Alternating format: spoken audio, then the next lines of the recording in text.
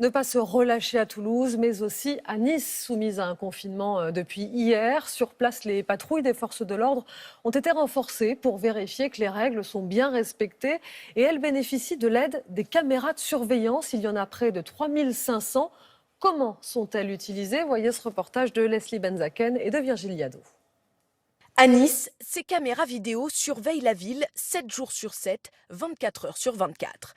Ce week-end, au centre de supervision urbain, 90 agents se relaient pour constater les infractions au confinement. L'objectif, c'est d'éviter les regroupements de personnes, c'est d'éviter les rassemblements où on constaterait des non-ports du masque, c'est de surveiller les lieux emblématiques de la ville, comme l'avenue Jean Médecin, pour éviter toute forme d'agglutination. Dans le viseur des policiers municipaux, le marché de la Libération, un lieu très fréquenté surtout le dimanche matin.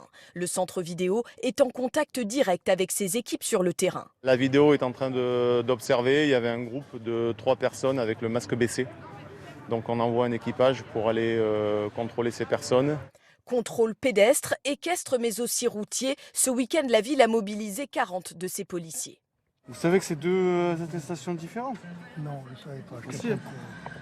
Il y a l'attestation professionnelle quand vous allez travailler et l'attestation par exemple là pour aller faire vos courses. Ah d'accord, ok. Bon, c'est une personne, on va dire un certain âge, qui a quand même fait l'effort de faire une attestation. Je ne vais pas au point à le verbaliser à hauteur de 135 €.